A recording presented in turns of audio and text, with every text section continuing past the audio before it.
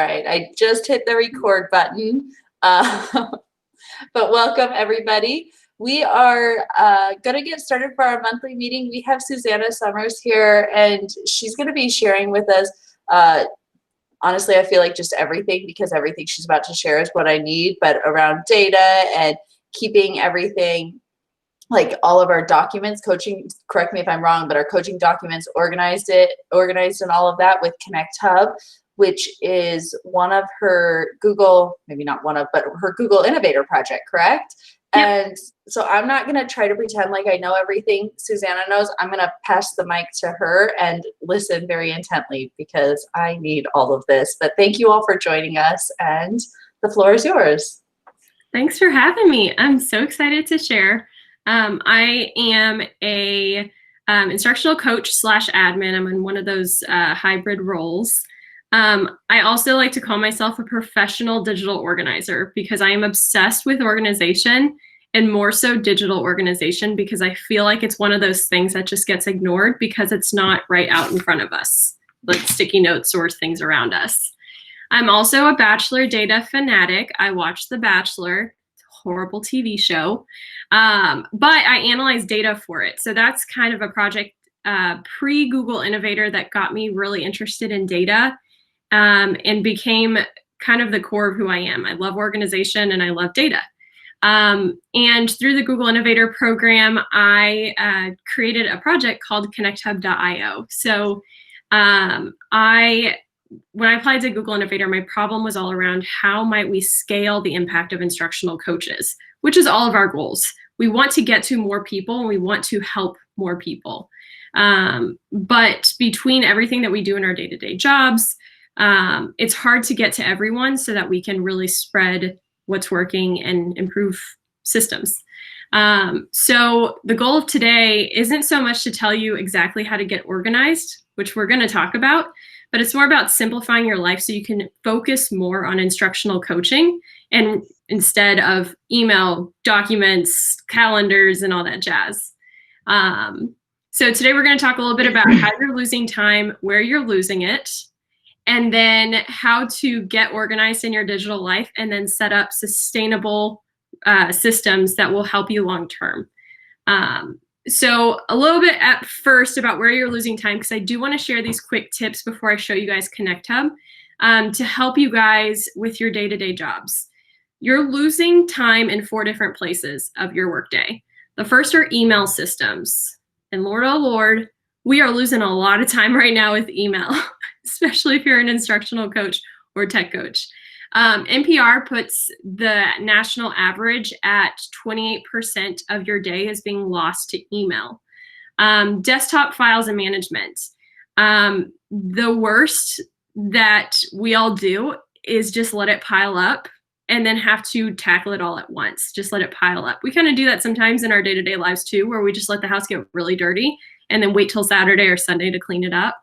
And then active brain space. So having scattered files and systems that makes it difficult for you to actually be productive in your day-to-day job. And then there's really just no systems for coaches. And this is a big problem that I discovered at the Innovator Academy. Teachers, principals, they have student information systems, which helps them be productive. Administrators, they have a system for evaluations, which is part of their jobs. But what I found was when it came to scaling what we do, we're losing so much time because we have nothing that's been built for us to do our jobs better, to get organized and actually get data on what we do. So a few tips that I'm going to show you, and then we're going to jump in. Email templates. Now, we've all probably heard of email templates. In Gmail, it used to be called canned responses. But something that you might want to consider is actually building out master templates in Gmail or Microsoft, whichever one you use, that works in collaboration with whatever resource website you have for teachers. So if you're a tech coach, you might have a website with a ton of resources on the different apps that you use. When you update that website, you can update your template responses. So in that way, when you get those repeat emails, you just pull up the template and get rid of what you don't need and send the response. So it helps you save time so you don't have to keep typing the same thing over and over and over. My district just rolled out a new app this week on Monday. We started school Wednesday. I've never rolled something out so late and actually gotten access to it myself about 30 minutes before launching it. And having that master template of just the frequently asked questions really helped me save time in my email. In the last 7 days, I've received 3,000 emails. 3,000. I use emailanalytics.com to actually look at that. And it made me realize like how much time I'm losing in my emails. Next, file management. So I'm going to show you guys my favorite naming convention and how I organize my documents. That's different than what 99% of people do. And then bookmark folders is really utilizing these for active projects and day-to-day systems that you need. So email templates. This is what my email template looks like for an app that we use in our district. Anybody use Remind for parent communication? Yeah, like wicked confusing to roll out at first, but then people get used to it. And I've had like tons of repeat questions come in. So this is one template that I use. So in that way I don't have to search through a ton of templates. And then whenever I get one of those questions, I just put the template in and I get rid of the rest. So in that way I don't have to retype or find that link again. Saves me a ton of time. The other thing that I do that sets me up for success around instructional coaching is using bookmark folders. So I have folders that are set up with active projects. So high school wants to develop a student pass system for going to the bathroom, going to the nurse, going to their assistant principal's office. Anytime I'm actively working on projects, I bookmark them in my projects folder. So I don't have to go to Google Drive to search for it within folders. I just put it up there so I can just open a new tab and go to it immediately. It helps also with my brain to just have that for easy access. And bonus, if your district doesn't have the setting in the admin console that allows you to search in your URL bar for files, by bookmarking them, you can search in the URL bar by the title of it. So it makes it faster for you to get to files. And I go in here probably about once a month-ish, maybe every 2 months to clean out my bookmark folders. So it's one of those things I don't have to actively keep up with it. But if somebody comes to me like an SEL measuring project with our guidance department that they're wanting to do Google Forms, I can have it bookmarked there so that as we're working on it together and the meetings come up, I can get to it quickly. Okay, here's my other system that I do file management very different than most people. And here's why. Most people do big buckets for their file management. So coaching, meetings, etc. And then within each folder, then they have a ton of subfolders to organize it. And then they have another subfolder within a folder to organize it. And what that does that I've found is that it requires so many clicks that I don't organize them because I don't want to go into that folder to create the file so it's organized. Or whenever I go to right click and hit move in Google Drive, I don't want to click through all of them. Just because I know how many clicks it's going to be, I'm like, I'll do it another day. I'll do it Friday before the weekend. I'll do it Monday to set up my week. I just keep making excuses. So what I do is, oh my gosh, really? How do you do that, Leslie? I want to hear about that because I love data. But yes, clicks, the number of clicks makes it less likely that somebody's going to use something. So I do a lot of root folders. I think I have about 30. And then within folders, I use naming conventions to get organized. So here's my coaching resources folder. And then here's a snapshot where I use brackets at the front to organize my files. And then for certain things like meetings that are date specific, I'm consistent with the way that I do my dates. So in that way I can easily pop in there and find meetings, the date, and then the grade level. Or if I go into Google Drive, into the search bar, I can just search meetings grade 3 and then they'll all pop up. And it's really easy to find. So I don't do a whole lot of root folder or like subfolders. What I will do is sometimes I'll archive stuff. So within my coaching resources folder, I have an archive folder for all my newsletters. So in that way I can easily go in and find last year and it doesn't clutter my page. But I don't put things into subfolders that I need often. So that's kind of my way of getting organized. Now, a little bit about Connecthub before I jump in and show you guys through it. Essentially what Connecthub is a student information system, but for coaches. So it's just for coaches. Teachers don't log in. And you essentially have a profile for each teacher that you can go and keep track of meeting notes. You can attach files. You can tag what the meeting was about. So we met about Google Forms, or we met about some type of initiative that we're doing in our district. And it all stays on that person's profile. So in that way, whenever I need to go meet with Bruce again, I can just easily pull up his profile and see what we've done. And just by using the organization side, I get data, which is something that we as instructional coaches don't get a lot of. Sometimes administrators will look at how teachers are evaluated, but we all know evaluations are really not a really good indicator of how a teacher is doing and how they're growing. And this way, what I've done in the past is, and I'm sure y'all have seen it, the Google Forms that you use to keep track of your day-to-day work that feeds to a spreadsheet. Anybody else try that?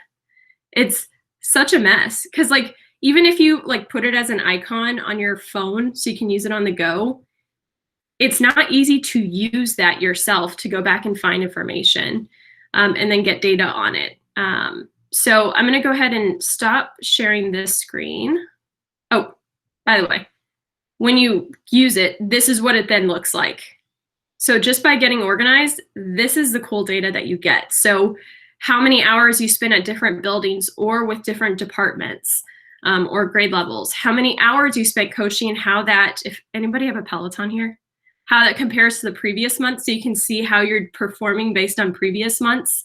Not just hours though, how many people you got to within your organization, or trending themes. My favorite is the days of the week graph, so I can see what, like Mondays are really rough days for me, but for some reason Tuesdays are always busier, and then I'm exhausted by Wednesday. And I can see now, like because of my data, why Wednesdays are so quiet for me is just because I'm dead. Like I'm tired from work on Monday and Tuesday. And then you can also get, by tracking your instructional coaching cycles, a lot of powerful data on how educators are growing because of the instructional coaching cycles, and who's participating and who isn't. So I'm going to go ahead and stop sharing the screen now and then share. Got too many windows open here. There we go. The actual platform. So this is the main dashboard. This is kind of like your hub for quick access, where you can get some data on what you're doing.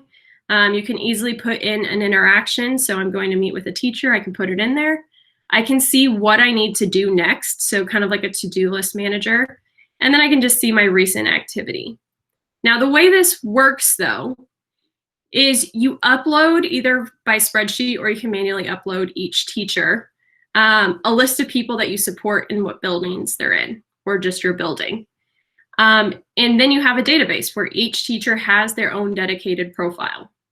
Everybody following so far? I'm watching the chat too, so feel free to pop in if you have any questions. I can also put together groups. So if I meet with a grade 2 at lunch every week, rather than having to type each one of their names every week, I can put together a group so I can just quickly tag them. And then if I go into one of their profiles, I've got a naming mechanism here. Anybody watch, let's see, we'll come up here. Kal-El, anybody watch Superman or Supergirl, the series? Got a whole naming mechanism here for superheroes. So let's say I'm going to meet with Cal, and we're meeting today at 8 a.m. and we're going to meet for 45 minutes. And we're actually going to do a coaching session. I can keep track of all my notes here.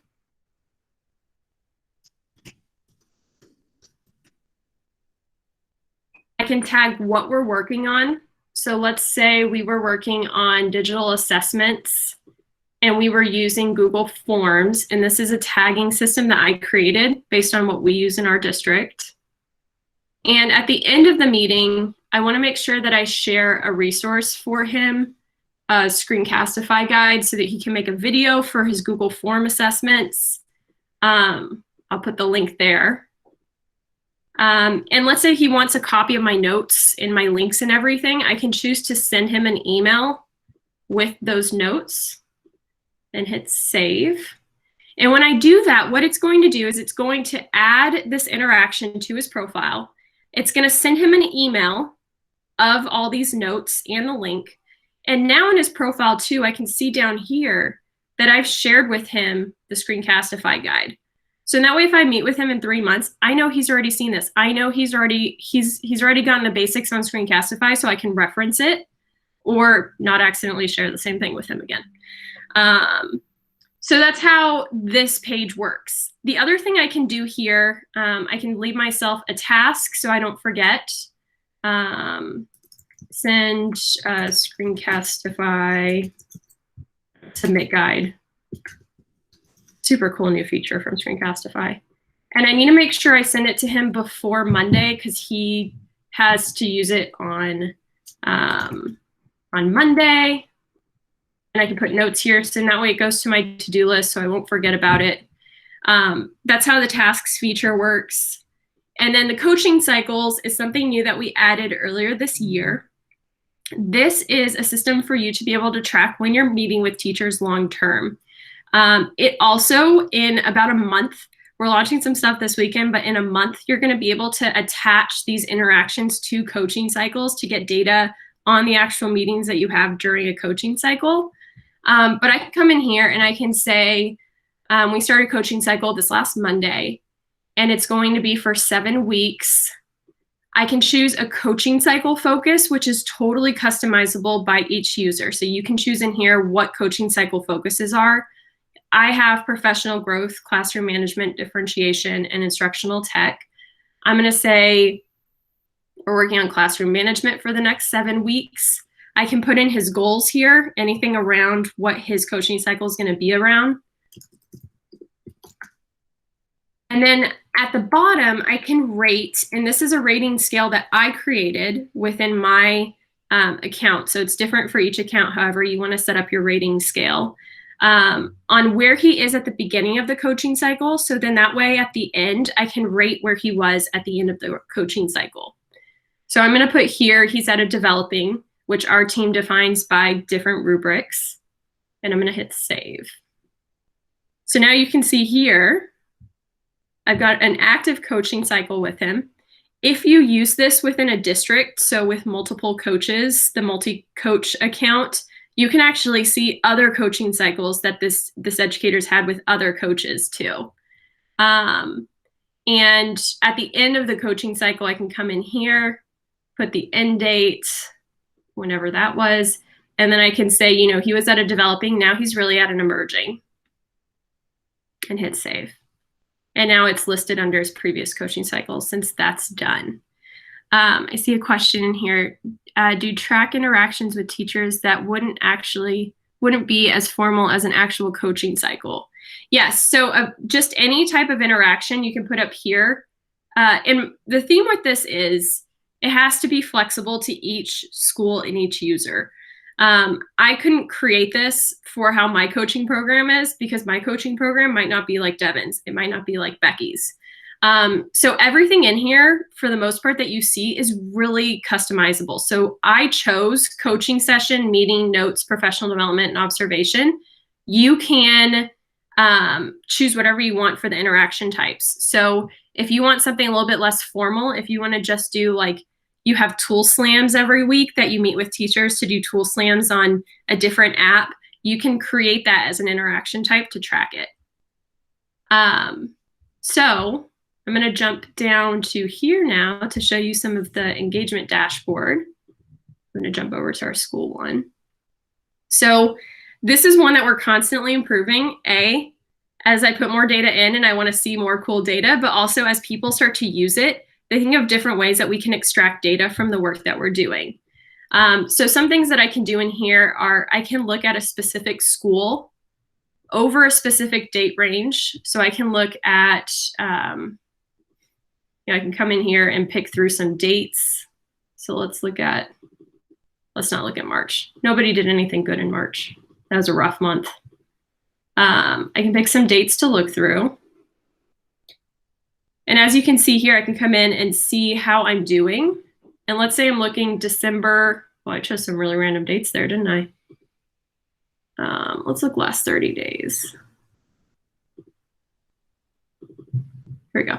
Let's look May through June, comparing how the end of the school year went compared to the beginning of the shutdown. So let's look March through April. I think I broke it. Let's try that again. Here we go. Just look school year. There we go. Actually, let it load. There we go. So I can see how I did over the course of time, just a quick chart, how many educators I supported, how many hours I spent at each school. What was I primarily doing with my time? So I can look at meetings versus coaching sessions versus professional development. I can zoom in here to see the percentage of educators that I supported in my district. And then I can look at department buy-in. This is one of my favorite ones, to sit down with department heads to talk about, you know, who's really participating in instructional coaching and who isn't. I can look at over time how I'm doing. This is my favorite to look at when standardized testing season hits. Any other tech coaches get pulled for tech support. This is my favorite to pull, to be like, listen, for the month of April, I don't coach. I just help with testing. And you can see it in the data. You can see that I'm not doing anything. You can see your weekly breakdown and how your days and hours are spent throughout the week. And then you can see trending themes. This one is going to be changing quite a bit next month. But as a reminder, when I went to go put in that interaction, I chose assessments and Google Forms. This is where you're really going to be able to see how much time you're spending doing what by those themes. And then you can see how many hours you coached. As far as coaching cycles, I'm going to choose, last school year. Here we go. I can see how many coaching cycles I completed and how many are still active. I can see the percentage of educators that participated, how many made growth, which is just one step up on your scale, and then how many made considerable growth, which would be 2 steps up. And then for this one here, on that rating scale, entry, developing, emerging, exceeds, I can see at the beginning of each coaching cycle for classroom management, where were teachers on average at the beginning of their cycles and where were they at the end of their coaching cycles. And then down here, I can just dive into seeing, you know, what's the trends, like, sitting down with principals in our monthly or bi-weekly meetings to talk about instructional coaching. What are teachers choosing instructional coaching cycles on? Are they choosing the initiatives that the building has? Are they really choosing other things right now? You can see building buy-in. You can see what schools are really buying into coaching cycles over others, and then department buy-in. And then the best thing about Connecthub is that it's not only customizable, but now there's also different account types. So not only instructional coaches can use it, but you can add, don't panic, a principal account. So principals can have access to Connecthub. Now don't panic. They don't see teacher level data. It keeps it totally anonymous. And when they log in, they just see the engagement dashboard so they can see at their building or at the district level, how are teachers doing, but it keeps that coach to teacher relationship private. And you don't have to use it, but it's a new option so that they can have access to it. Now, as far as customizing it all, when I say you can really customize it, I mean like down to the colors, because I'm a big colors person too. Has anybody watched the home edit yet on Netflix? And you guys are all here and you haven't seen it yet? Okay, the home edit, they have the most visually appeasing Instagram account. They're professional organizers and they're hilarious, first off. But Netflix just gave them a show and they organize like normal people's homes. It's called Get Organized with the Home Edit. But they're all about organizing by rainbow colors, because you think about colors, you don't think by function, especially with children. So like something like, I don't know, organizing some famous celebrity's home, like they did Reese Witherspoon. They did for all of her clothes from different shows she's done. Anyways, watch it. You guys will all love it if you're here. But down to the colors, because how you visualize your data also should be customizable. So whenever you go to meet with a teacher, you get to choose your interaction type. Again, totally customizable. So if I want to come in here to add IT support, because that's all I've been doing for the last 3 days, added an IT support interaction, I can choose a color. So I would choose black because I do not like the color black. And that's how I feel about IT support. So you can choose all of your colors here for your dashboard and how those colors come through for what type of interaction. I do actually wear a lot of black. I just bought something red because of the Netflix show. You guys are gonna watch it. It's really good. But you can also, for your coaching cycles, you can really customize what those look like. So I'm gonna come down here to customize coaching cycles. And this is where I can choose what the focuses are for coaching cycles. So if you have a different initiative, like racial injustice, for example, you can add that as a coaching cycle focus. And you can add tons of these. So there's no restrictions here. Just make sure you know what you want before you put it in there, because when you don't want to delete these once you start using them. The other thing you can do is customize your framework and how you're rating them. So I can add another one here. And it's a scale of 1 to 5, so up to 5 ratings for whenever you go to rate where a teacher is at an instructional coaching cycle. So that's the base of how it works. I feel like I've been talking straight now for like 15 minutes. So I'm going to jump in the chat or let you guys unmute if you have any questions so far. And Georgina, I wear a ton of black and gray also. My boyfriend is like, you need to like wear colors, please. Yes, Pam, there is a cost, but there's a free version. So this is not hosted anywhere. So I actually hired somebody to build this for my innovator project because it wasn't something you could just like build out with Google Sites or something like that. But I wanted to keep it at an appropriate cost because there's nothing more frustrating than like Lexia, for example. I don't know, Lexia for reading intervention. It's amazing, but it costs like your newborn child. It's like $98 a kid per year. Like nobody can pay for that. So the cost right now is $15 a month for the premium version. We just launched this summer though, a free version that has like 90% of the features. It's just a few of the data points that aren't there, and we're about to add in coaching cycles to the free version too. And the main reason there is that I understand like districts are in crisis and some people just can't pay for this right now. But the other version is $15 a month. It came down from $30 earlier this year, and we're hoping to be able to bring it down a little bit more as more people use it. Because this is basically just something I do outside of work. This isn't my job at all. So I just need to pay for development. So hoping to bring it down to an even more affordable price. But right now it's 2 Boston Starbucks drinks a month.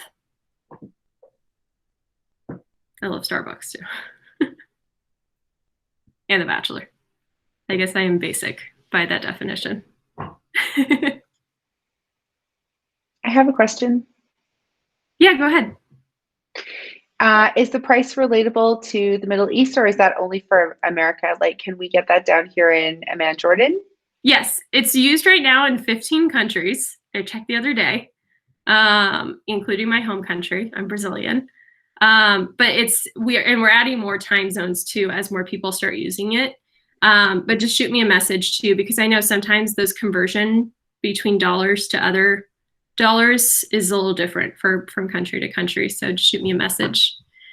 School accounts versus district. All of it's a district account. So whenever you create it, you come in to choose how many buildings you have. So if you just have one building, there we go. You just put in one building. And then you can put in multiple buildings. So that depending, whatever account you have, free, paid, single coach, multi-coach, you can choose however many buildings that you need. The other thing you can do is cluster your buildings together, which is really helpful if you support like 10 buildings, like in my district where I don't want to have to click through all of our 7 elementary schools, every time I want to look at the data, I can just cluster schools together. So it helps with visualizing them a bit. The other thing we're working on adding right now is Google integration, not only for attaching your files from Google Drive, but for syncing with your Google Calendar. So you can go back to see when you met with people based on those interactions. And maybe by December, you can book me kind of feature, but made for coaches, because none of those booking platforms really work how we need them to, especially with multi-building people. Like scheduling between buildings, that's my frustration, is like, I can't just put you can book me out there for teachers across my district, because if one schedules me on the south side of my city, I need half an hour to get to the other building. So still trying to figure out how we can build that out. I do have a question. If you have, let's say, like I know our district wouldn't necessarily pay for it, but let's say I have an account and I have other coaches that I know that also want to have an account. It would be under the same district, but different schools. Like how does that work if it's not necessarily coming from the district, but just individual coaches? So we haven't had that yet. You can pay for it individually. The payment's all through Stripe. So in that way it's secure. But we haven't had people in a multi-coach yet pay for it individually. But we do have some unique different, like how some people have set up payments. So I try to make it flexible, just because I know, like, I've had to pay for stuff out of pocket in districts before. So I know that sometimes you have to like Frankenstein systems to make stuff work. You have to be the guinea pig sometimes to show that it's valuable. So that's what I'm thinking. Yeah. And the free version too is really good for that, because you still get a ton of the dashboard to be able to show that data. We're also making it so you can export as PDF, so you can just send it as an attachment in an email. Tiffany, the current cost is $15 a month for the premium version, but that's only for about 10% more features. This year we rolled out the free version. But we're trying to add in some more stuff, so in that way it makes it easier for you to sell it to your district, because even the cost for the district, when it's a discounted cost actually per month if you pay for it by year, but it's really cheap compared to other tools, especially compared to student information systems, which those are like crazy expensive for districts. And what a lot of principals end up finding is that this shows the return on investment on your job. You know, they're paying for you guys to come in to be the experts in growing educators, and actually having data on that to support and fight for your jobs whenever it comes to budgeting with school committee or however your districts run.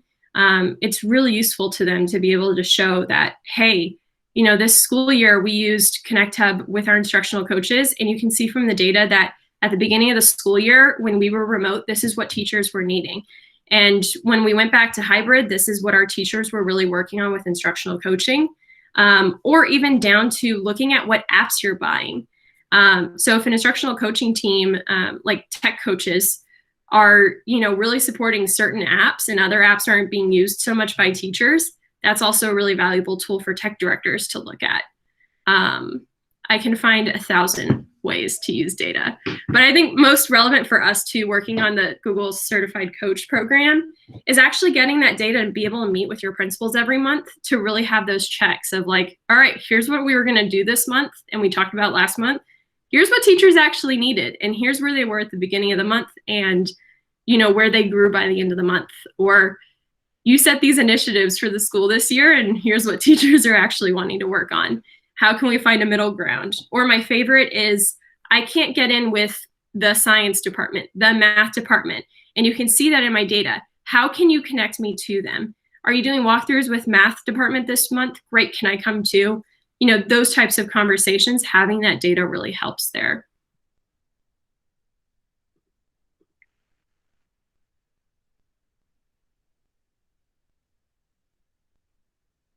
Any other questions so far?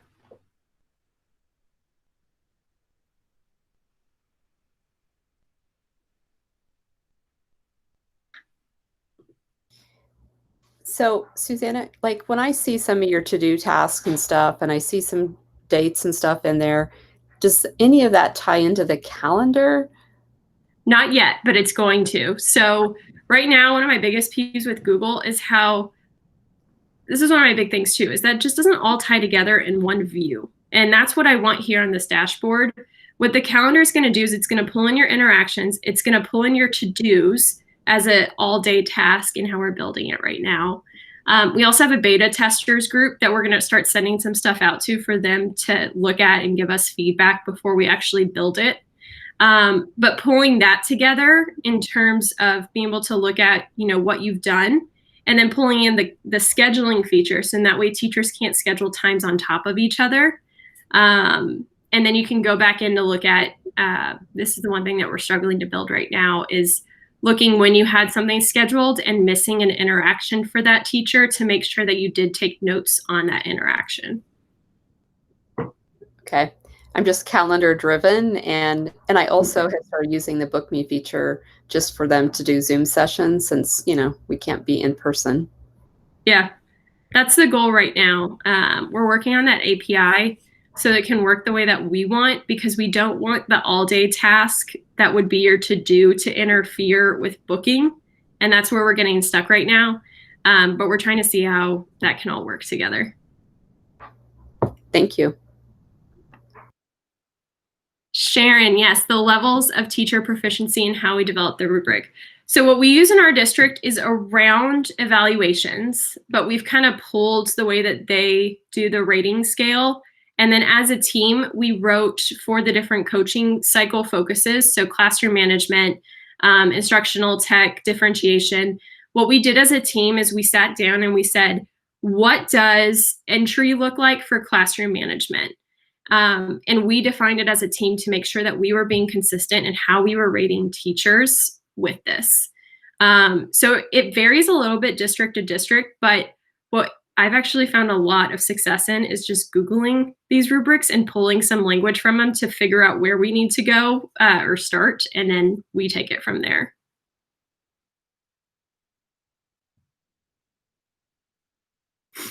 Yes, Calendar Wrangler.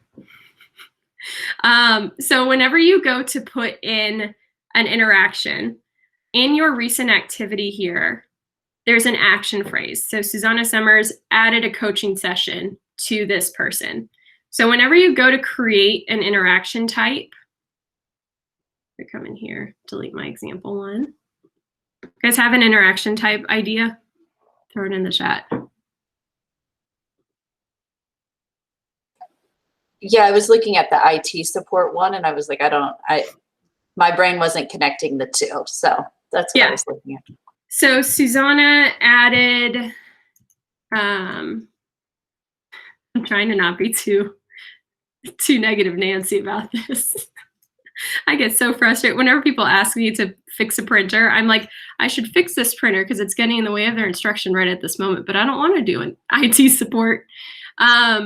So added, I guess I could do performed IT support.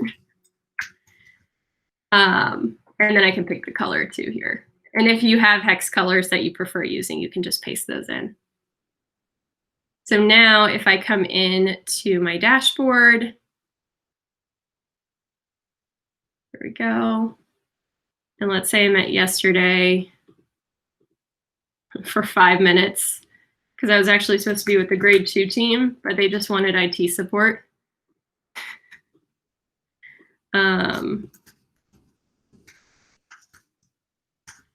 This would probably be one that I would not send a copy to them. Now, if I come down here, there we go, performed IT support. Let's see. Do teachers see this as well, or they will only see what you want them to see? They will always only see what you want them to see. So they don't have logins for this, but if I click off that little box down here, when I go to send a copy to them, it sends them an email and CCs myself on the email with any of the notes and the tags and the links. So make sure that your action phrase is not too negative, Nancy, because they will see that just that, but it's only whenever you check it off.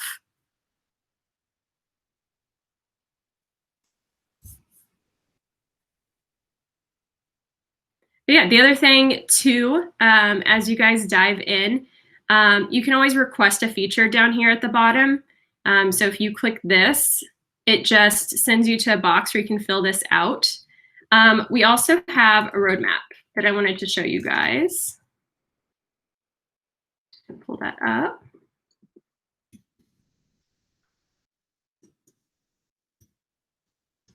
So anything and everything that we are working on is available here. So you can see what's launched already, what is coming up in the fall update, and what's in progress, what's planned, and what's under review. So as soon as you guys submit those, we look at them and then we put them on here for where we think we might be able to make them work. Thank you so much. I see some people are popping out. Thanks for coming by. And that's it.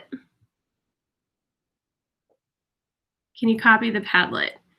I can certainly look at turning on that feature. I don't know if that's on right now. Georgina, did you change your hair color, by the way? Your hair looks great. Have I really not seen you in that long?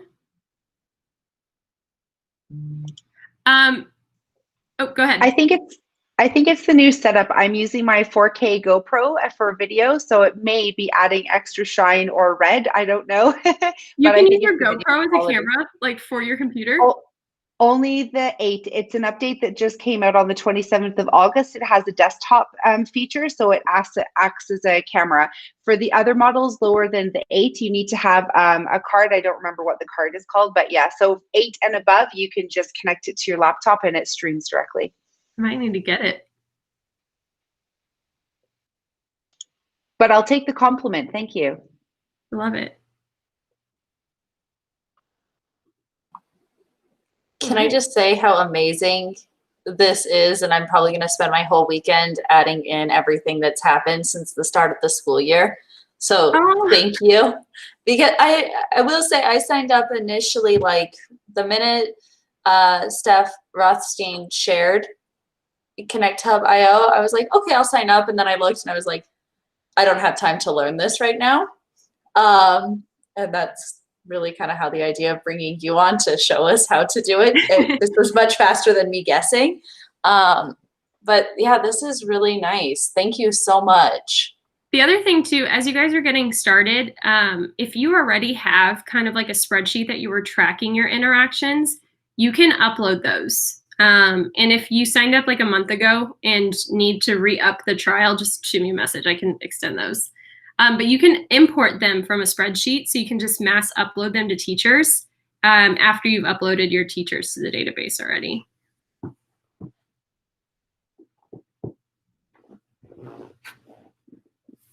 But thank you so much for the feedback, y'all. And really, like this, the only reason that this has been able to happen is because of these communities that come out of like the GEGs and through the Innovator Program and the feedback.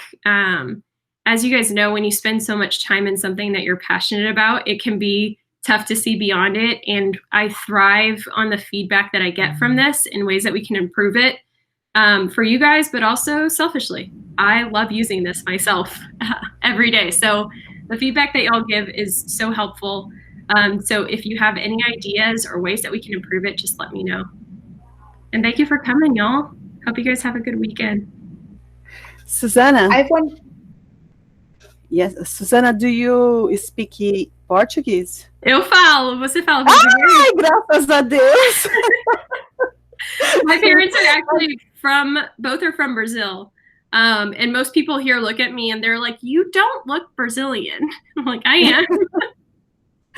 Que bom, porque eu vejo os meetings 2 vezes. Agora, tentando entender o que está acontecendo, e depois eu vejo com a legenda para ver se eu entendi tudo. Tô tendo que aprender inglês na marra. E eu tô amando esse grupo. Yeah, and we can stay on later too if you want to talk. Okay.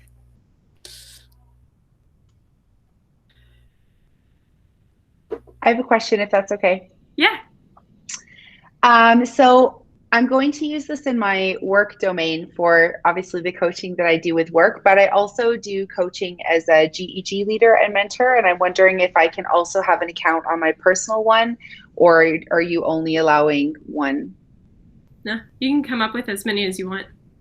Okay. Well, not that I'm searching for many. It's a lot of work, but yeah, 2 would be appreciated. So Yeah. it doesn't matter the email address, right? Like it'll come through.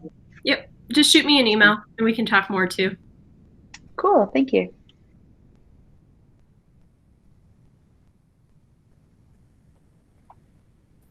Go ahead and stop sharing.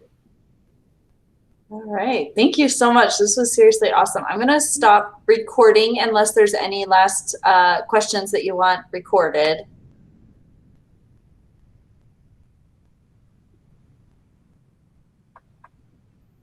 I'm not hearing any, so I'm going to stop the recording.